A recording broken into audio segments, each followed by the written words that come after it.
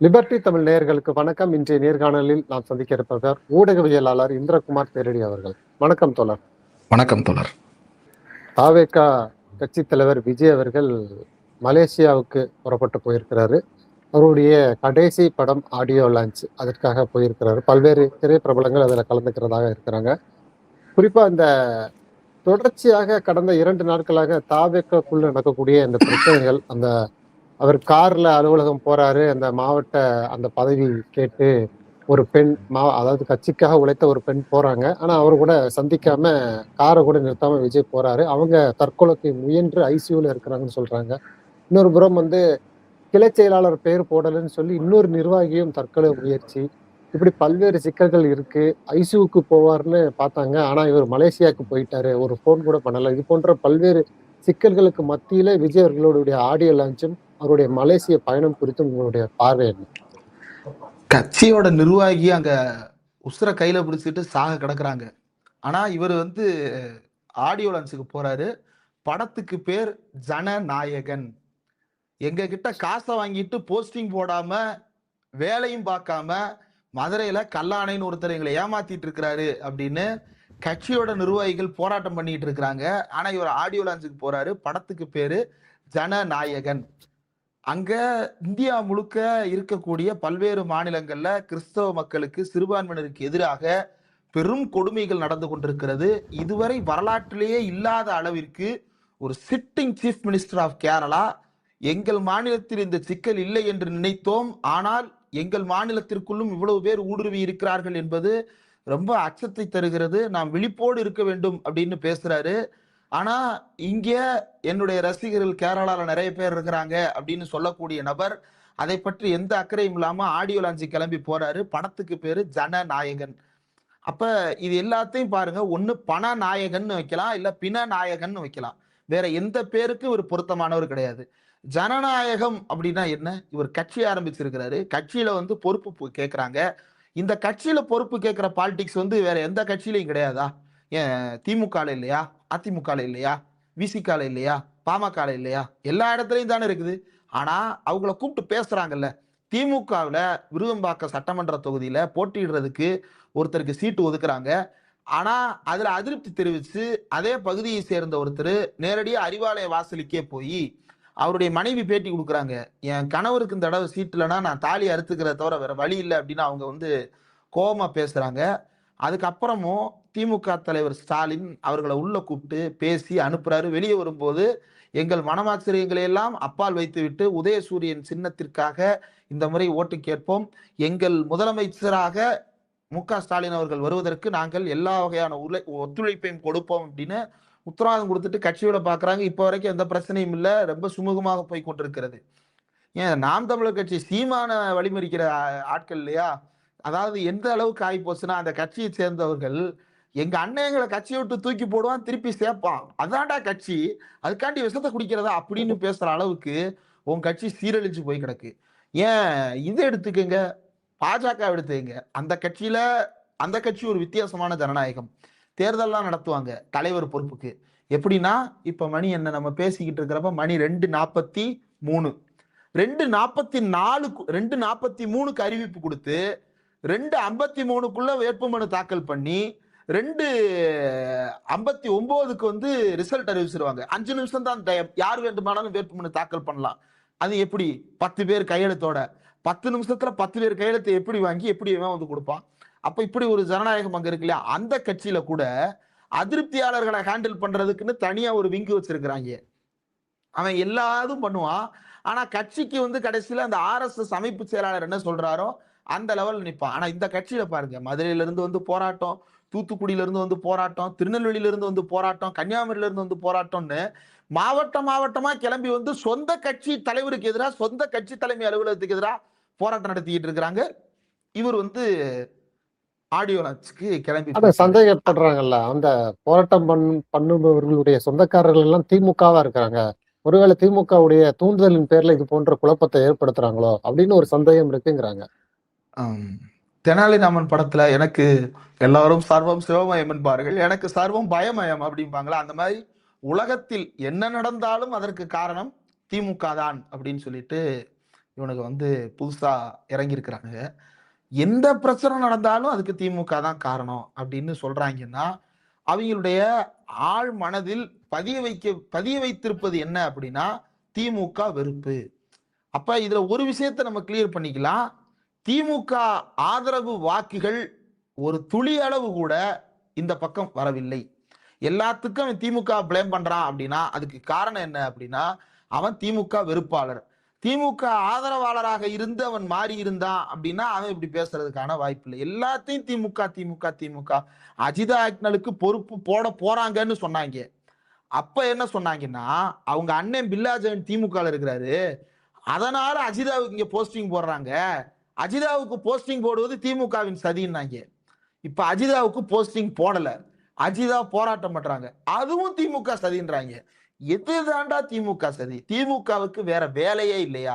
திமுகவுக்கு தமிழ்நாட்டுல அங்க வந்து ஒரு பக்கம் துப்புரவு பணியாளர்கள் போராட்டம் நடத்திக்கிட்டு இருக்கிறாங்க, இடைநிலைப்பள்ளி ஆசிரியர்கள் போராட்டம் நடத்திக்கிட்டு இருக்கிறாங்க, நர்சுகள் போராட்டம் நடத்திக்கிட்டு இருக்கிறாங்க. சென்னையிலேயே வந்து 3 எல்லையில 3 வகையான போராட்டங்கள் நடந்துகிட்டு இருக்குது. இதை எப்படி ஹேண்டில் பண்றதுன்னு தெரியாம அரசாங்கம் ஒரு பக்கம் நிக்குது. ஒரு பொறுப்புள்ள எதிர்க்கட்சி என்ன செஞ்சிருக்கணும்? அந்த களத்துல போய் நின்று இருக்கணும். ஆளை காணோம். இவன் நான் தான் எதிர்க்கட்சின்னு சொல்லிட்டு வர்றான். நீயாவது வந்து நிக்கணும். அவன் இன்னைக்கு கிளம்பி போறாங்க. நீங்க ட்விட்டரை ஓபன் பண்ணி விஜய் மலேசியான்னு போட்டு பாருங்க. அண்ணன் நடைய பாருங்க, அண்ணன் உடைய பாருங்க சார், அண்ணனை பாருங்க சார். ஃபுல் ஹேண்ட் ஷர்ட் இல்லாம இன்னைக்கு வந்து வேற ஏதாவது சைனீஸ் ஷர்ட் போட்டிருக்கிறாரு. அடடடா, அந்த குர்தாவில அண்ணனை பார்க்கணுமே, இப்படி எழுதிட்டு இருக்கிறாங்க. ஏன்டா உன் கட்சி நிர்வாகி சாக கிடக்குறாங்கடா அங்க. 15 தூக்க மாத்திரையை போட்டு அந்த அம்மா வந்து உயிருக்கு இல்ல, அது போராடிட்டு இருக்கிறாங்க. விஜய்க்கு தெரியாதா அது? அதாவது ஒரு காரை வரிக்கிறாங்க, காரை விட்டு இறங்கி விஜய் சந்திச்சிருக்கலாம். அவங்க விஜய் பேசியிருந்தாலே இந்த பிரச்சனை அதோட எனக்கு முடிஞ்சிருக்கும். 2 ஆனா சந்தேகம் நிறுத்தாம இருக்கு. போறாரு. ஐசியூல ஆமா, இருக்கிறாங்க. இதெல்லாம் ஒரு சர்ச்சைக்கு ஆகும்னு விஜய்க்கு தெரியாதா? எனக்கு 2 சந்தேகம் இருக்கு. ஒண்ணு, அவரு நல்ல தெளிவான மனநிலையில தான் அந்த கார்ல உட்கார்ந்து இருந்தாரா அப்படின்ற சந்தேகம் இருக்கு. ஏன்னா நல்ல தெளிவான மனநிலை இல்லாத போது கொஞ்சம் எப்படி சொல்றது, ஒரு ஹேங் ஓவர் மாதிரியான ஒரு மனநிலையில் அவர் இருந்திருக்கிறாருன்னு வைங்களேன், முன்னாடி நடக்கிறத சரியா அவரால் கிரகிக்க முடியாது. ஏன்னா தன்னோட உடலே தன்னுடைய உணவை செரிமானம் செய்ய முடியாமல் போராடி கொண்டிருக்கும் பொழுது உணர்வுகளை செரிமானம் செய்வது அவ்வளவு சாதாரண காரியம் இல்லை. அப்படி ஒரு மனநிலையில அஜிதா மேல வண்டி ஏத்தி கொல்ல பார்த்தாரா, அல்லது நல்ல தெளிவான மனநிலையோடு ஏத்தி கொல்ல பார்த்தாரா? நல்ல தெளிவான மனநிலையோடு ஏத்தி கொல்ல பார்த்தாருன்னா, அது வந்து இதை விட ஒரு கொடூரமான ஒரு கட்சி தலைவன் உலகத்துல இருக்க மாட்டான். அவன் வந்து நேரடியா ஆர்எஸ்எஸ் காரனா தான் இருக்க முடியும். ஏன்னா இதேதான் நார்த்ல விவசாயிகள் போராட்டம் நடந்த போது பாஜக எம்பியோட, பாஜக அமைச்சரோட பையன் வண்டியை ஏத்தி விவசாயிகளை கொன்னுட்டு போய்கிட்டே இருந்தான். அதே பேட்டர்ன்ல ஏத்து, ஏங்க கட்சிக்காரங்க தானே அவங்க, உங்க ஆதரவாளர் தானே, உள்ள வாமா அப்படின்னு சொல்லிட்டு ஜன்னலை ஏத்திட்டு உள்ள போயிட்டா அந்த அம்மா வரப்போறாங்க. ஆனா அங்கதான் பிரச்சனையே. சி, அதுதான் பிரச்சனையே. என்னன்னா அவங்க பார்க்க நினைக்கிறது விஜய பார்க்கிறதுன்னா, விஜய்கிட்ட அந்த அம்மா வந்து பிரச்சனைகளை சொல்லுவாங்க. அந்த பிரச்சனைகளை சொன்னா அதை புரிஞ்சுக்கிற அளவுக்கு அறிவு இருக்கணும். அவங்க என்ன சொல்லுவாங்க, நான் வந்து இந்த சமூக பின்னணியில இருந்து வர்றேன், நான் ஒரு பெண், ஒரு சிறுபான்மை, ஆனா இப்படிப்பட்ட ஒரு இதுல போராடிக்கிட்டு இருக்கேன், இதுதான் என்னோட நிலவரம்னு சொல்லுவாங்க. அப்போ உனக்கு எதிரா யாருமா இருக்காங்கன்னு கேட்டா சாமுவேல்னு ஒருத்தர் இருக்காரு. என்னம்மா எல்லாருமே கிறிஸ்தவர்கள் மாதிரி தெரியுறீங்க, எல்லாருமே வந்து ஒரு ஒடுக்கப்பட்ட பின்னணியில இருந்து வர்றீங்க, உங்களுக்குள்ள ஏமா அடிச்சுக்கிறீங்கன்னு கேட்பாரு. சார் அதுதான் சார் பாலிடிக்ஸ்னு இந்த அம்மா பாடம் நடத்தணும். அதுக்கப்புறம் சாமுவேலின் அரசியல் என்ன, அஜிதா ஆக்னலின் அரசியல் என்ன, இன்ஸ்டாகிராம் ரீல்ஸில் நான் வீடியோ போடுவதற்கு காரணம் என்ன, அவர் வீடியோ போடாததற்கு காரணம் என்ன, நான் ஒரு குரூப்பை கூட சேர்த்துக்கிட்டு சுத்துறதுக்கு காரணம் என்ன, அவர் ஒரு குரூப்பை சேர்த்துக்கிட்டு சுத்துறதுக்கு காரணம் என்ன. அப்படியா, குரூப் எல்லாம் சேர்த்துக்கிட்டு சுத்துவீங்களா, தலைவர்னா தனியா தானே இருக்கணும், நீங்க ஏன் குரூப்பை சேர்த்துட்டு சுத்துறீங்க அப்படின்ற அளவு கேட்கிற அளவுக்கு தான். சரி, இப்ப பிரச்சனையே கேட்டுட்டாருன்னு வச்சுப்போம், தீர்வு கொடுக்கணுமே. சரிம்மா பிரச்சனை இல்லை, உனக்கு மாவட்ட செயலாளர் பொறுப்பை கொடுத்துடுறேன் அப்படின்னு சொன்னா சாமுவேலை எப்படி அக்கமடேட் பண்றதுன்னு தெரியணும். இல்ல சாமுவேலுக்கு தாமா மாவட்ட செயலாளர், ஆனா உனக்கு நான் மாநில அளவில் இந்த போஸ்டிங் கொடுக்குறேன்னு சொல்லணும். அப்படி சொன்னா 2 பேரையும் சமாளிக்கலாம். ஆனா அதுக்கு கட்சியில என்னென்ன பொறுப்பு இருக்குன்னு அவருக்கு தெரியணுமே. அவருக்கு புஷி ஆனந்த தவிர வேற யாரையுமே கட்சியில தெரியாதே. அவரை பொறுத்த வரைக்கும் மத்த எல்லாமே ஸ்ட்ராட்டஜிஸ்ட் தான். புஷி ஆனந்துக்கு தான் கட்சியில யார் யாருக்கு எங்கெங்க போஸ்டிங் இருக்குன்றது தெரியும். அப்ப புஷி ஆனந்திட்ட தான் பிரச்சனையேங்கும் போது இவரால பிரச்சனையை தீர்த்து வைக்கவும் முடியாது, அஜிதாவால இவருக்கு என்ன பிரச்சனைன்றத புரிய வைக்கவும் முடியாது. அப்ப விஜய் வந்து ஏத்தி கொல்ல பார்த்ததுக்கு காரணம் என்னன்னா, இது இருந்தா தானடா பிரச்சனை அப்படின்னு வண்டி ஏத்த பார்த்தாரா? ஏன்னா அடுத்த நாளே அந்த அம்மா வந்து சூசைட் அட்டெம்ப்ட் பண்றாங்க. அந்த அளவுக்கு போகலாமா? ஒரு கட்சியினுடைய தலைவர் போன்ல பேசலாம்ல. அஜிதா கிட்ட போன்ல பேசுறதுக்கு என்ன? யாருன்னே தெரியாத யாரோ ஒரு குடும்பம் வந்து இறந்து போயிட்டாங்கன்னு சொல்றீங்கல்ல, அவங்க குடும்பத்துக்கு ஒரு வண்டி அனுப்பி போன் போட்டு பேசுறீங்கல்ல, சொந்த கட்சிக்காரங்கள்ட்ட போன்ல பேசினா என்ன சார் பிரச்சனை உங்களுக்கு? இரண்டாம் கட்ட தலைவர்கள் பேசுறாங்கல்ல, நிர்மல் குமார், அந்த சாரி அவர் பேர் என்ன பேரு மறந்து போச்சு. ராஜ்மோகனா? சாரி தலைவர். இல்ல, இரண்டாம் கட்ட தலைவர்கள் பேசுறாங்கல்ல, முக்கிய நிர்வாகிகள். நிர்மல் குமார் பேசுறாரு, கொள்கை பரப்பு செயலாளரா ராஜ்மோகன் அவரும் பேசுறாரு. இந்த பிரச்சனையை தீர்க்க முயற்சி பண்றாங்கல்ல. வசீகரா படத்துல யாரு சாருங்களாம்மா, சார் என்ன பண்றாரு நீங்களே பாருங்கம்மா அப்படின்றாரு. ராஜ்மோகனுடைய இப்ப இருக்கக்கூடிய பிரச்சனை என்னன்னா, 45, அதாவது முதல்ல 25ன்னாங்க, அப்புறம் போற போக்குல வருஷம் 35ன்ட்டாரு. இப்ப அடுத்து ஒரு முன்னாள் பத்திரிகையாளர் ஒருத்தர் வந்திருக்கிறாரு, அவரு வந்து 45ன்ட்டாரு. இப்ப ராஜ்மோகனுடைய எய்ம் என்னன்னா, அதை 65 ஆக்குறதுக்கு யாரடா கூட்டிட்டு வரலாம் அப்படின்றதுதான் ராஜ்மோகனுடைய எய்ம். சிடிஆர் நிர்மல்குமார் அவர் என்ன செய்யறாரு? அவர் நேரடியா ஆர்எஸ்எஸ் பாஜகவுல இருந்து அதிமுகவுக்கு வந்து இப்ப டெபுடேஷன்ல இருக்கிறாரு. டெபுடேஷன்ல இருக்கிறவங்களுக்குன்னு ஒரு லிமிடேஷன் இருக்கு. அதை அவருடைய ட்விட்டர்லயே நீங்க பார்க்கலாம். நேத்து ஒரு ட்வீட் போடுறாரு. அந்த ட்வீட்ல இந்துத்துவா, இந்து பாசிஸ்டுகள் அல்லது பாசிஸ்டுகள் அல்லது பாஜக அல்லது காவி கும்பல் அல்லது மதவெறி கும்பல் ஏதாவது இருக்குதான்னா எதுவுமே காணோம். அவர் வந்து அந்த கும்பல், அந்த தனிநபர்களை தண்டிக்க வேண்டும் அப்படின்னு தான் எழுதுறாரு. இந்துத்துவ அமைப்புகளை தடை செய்ய வேண்டும் சொல்லுங்க பாப்போம். ஒழுங்கா பாதுகாப்பு கொடுங்கன்னு அரசுக்கு கோரிக்கை வைக்கிறாரு. தமிழ்நாடு அரசுக்கு தானே? எந்த அரசாக இருந்தாலும் ஒழுங்கா பாதுகாப்பு கொடுங்க சிறுபான்மையினருக்கு. அது என்னங்க எந்த அரசாக இருந்தாலும்? சத்தீஸ்கர்ல எந்த அரசு, ஒடிசாவில எந்த அரசு, ஒன்றிய அளவுல எந்த அரசு? அதை சொல்றதுக்கு உனக்கு என்ன வாய் வலிக்குது? அப்ப இப்படி அவனுக்கு பல பிரச்சனைகள் இருக்குது. அவனுடைய டெப்டேஷன் வேலைகளை பார்க்கறதுலே பிஸியா இருக்கிறாங்க. இப்ப அவங்க கூப்பிட்டு இவங்க ஏன் பேசணும்? அவங்கள்ட்ட தான் ஏற்கனவே அஜிதா பேசிட்டாங்களே, அவங்கள்ட்ட தான் கேட்டாங்க, சிடிஆர்ட்ட தான் கேட்டிருக்கிறாங்க, நான் வந்து தலைவரை பார்க்கணும்னு. நீ கூட்டிட்டு அவங்களுடைய டிமாண்ட் தலைவரை பார்க்கறதுனா, தலைவரை பார்த்தாதான் என்ன? தலைவர் என்ன சூரியனே இறங்கி வந்தது போல நின்று பார்த்தா சுட்டரிச்சிருவாரா? எனக்கு லாஜிக்கே புரியலையே. எடப்பாடி பழனிசாமியை நீங்க எப்ப போனாலும் அவர் வீட்டுல பார்க்கலாம். முதலமைச்சர் ஸ்டாலினை எப்ப போனாலும் நீங்க அறிவாலயத்துல பார்க்கலாம். உதயநிதி ஸ்டாலினை நீங்க எப்ப போனாலும் அன்பகத்திலையும் பார்க்கலாம், அவருடைய குறிஞ்சி இல்லத்திலையும் பார்க்கலாம். யாரனாலும் நீங்க எங்கனாலும் போய் பார்த்துடலாம். அந்த வாசலுக்கு போனா போதும்.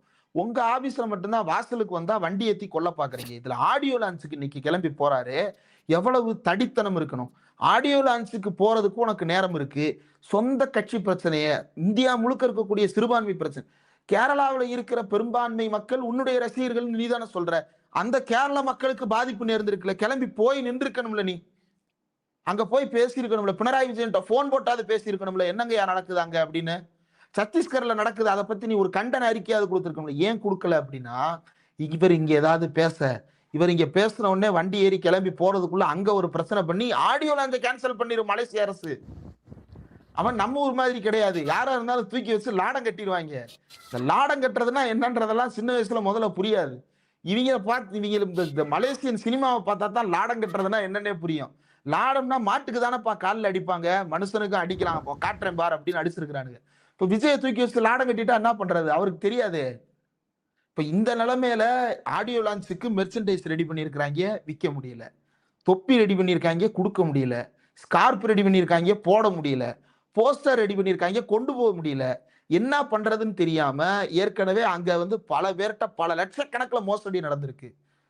டிக்கெட் விற்கிறேன்ற பேர்ல மோசடி பண்ணியிருக்கிறாங்க. ஒரு படத்தோட ஆடியோ லான்ச்சுக்கு எதுக்காக சார் நீங்க வந்து இவ்வளவு பெரிய தொகையை வசூல் பண்றீங்க? அதே கேள்விதானே இங்கேயும் இருக்கு. அதாவது ஒரு உச்சபட்ச நடிகர் சினிமா துறையிலிருந்து விலகுறாரு, அவர் அரசியல் கட்சி தொடங்கிட்டாரு, ஆளுங்கட்சி எதிர்க்கிறாரு. அப்படிங்கிறதுனால அவருக்கு எதிராக ஒரு படத்தை உருவாக்குறது, அந்த படத்தை ப்ரமோட் பண்றது, கட்சிக்குள்ள குழப்பத்தை ஏற்படுத்துறது, ஆடியோ லான்ச்சுக்கு பல்வேறு சிக்கல்கள் கொடுக்கறது, எப்படியாவது விஜயுடைய அந்த பிரபலத்தை இந்த மாசம் உடைக்கணுங்கிறதுக்காக அந்த ஆளும் கட்சி செயல்படுதுங்கிற ஒரு குற்றச்சாட்டு இருக்குல்ல. அதாவது ஒரு சினிமா இதை தாண்டி ஒரு உச்சபட்ச நடிகர் நடிப்புல இருந்து விலகுறாரு, அவருடைய அந்த இறுதி கட்ட அந்த விழாவுக்கு எவ்வளவு தடைகள் அப்படின்னு ஒரு கேள்வி இருக்கு இல்லையா? இல்ல இல்ல அந்த கதையை பற்றி அஹ், பராசக்தின்ற அந்த படம், அந்த படத்தை வந்து எப்ப உருவாக்க ஆரம்பிச்சாங்க, எப்படி உருவாச்சுன்றத பத்தி ஜிவி பிரகாஷ் வந்து ரொம்ப விளக்கமாக ஒரு போஸ்ட் ஒன்று போட்டிருக்கிறாரு. எப்போது இந்த பணிகள் தொடங்கியது அப்படின்னு எப்ப ஆனந்த உருவாக்குனாலும் விகடன்ல. அண்ணன் வரும்பொழுது ஏன் நீங்க அண்ணனுக்கு அடுத்த நாளே வரீங்க, இல்லைன்னா அண்ணனுக்கு முந்தின நாளே வரீங்கன்னு ஒரு கேள்வி இருக்கு இல்லையா? நான் என்ன கேட்கிறேன், உன் கூட வந்தா என்ன பிரச்சனை? உன் படம் நல்ல படம்னா உன் படம் ஓடும். அவங்க ரொம்ப பாதிக்கப்பட்டவங்க சார். நீங்க வந்து தாமிரபரணி எப்ப ரிலீஸ் ஆச்சு? தாமிரபரணி ஓடிருச்சு, நம்ம படம் ஓடல. அது சண்டைக்கோழி எப்ப ரிலீஸ் ஆச்சு? சண்டைக்கோழி ஓடிருச்சு, நம்ம படம் ஓடல சார். அவன் ஏற்கனவே பலவாறு பாதிக்கப்பட்டிருக்கிறான். பரத்தெல்லாம் காம்படிஷன் போட்டுக்கிட்டு இருந்தாரு சார். இப்படி இருந்த நிலைமையில இருந்து அவன் தப்பிச்சு மீண்டு வந்திருக்கிறான். அதனால அவன் ரொம்ப ஹர்ட் ஆயிருக்கிறான். அதனால யாராவது போட்டிக்கு வந்தா எங்க காசு பறி போயிருமோ, எங்க வந்து நம்மளுடைய வசூல் பெறி போயிருமோன்ற பயம் அவனுக்கு இருக்குது. ரெண்டாவது, நீங்க சிவகார்த்திகேயன் வந்து இவ்வளவு தூரம் வளர்ந்திருக்கிறார் அப்படின்னா, என்ன எறிந்தால்னு ஒரு படம் வந்துச்சு. அது ஒரு காப் ஸ்டோரி. அதோட போட்டியா வந்த படம் தான் காக்கி சட்டை. காக்கி சட்டையும் நல்லா தான் போச்சு, என்ன எறிந்தாலும் நல்லா தான் போச்சு. இப்ப அஜித் வந்து என்னை வீழ்த்துவதற்காக சிவகார்த்திகேயன் வருகிறார் அப்படின்னு பார்க்க முடியுமா? அப்படி பார்த்தா சிங்கம் படம்லாம் அவங்கள, சிங்கம் வந்து பராண்டி கிழிச்சிருச்சு, விஜயனுடைய கரியரையே கிழிச்சிருச்சு விஜய்லாம்.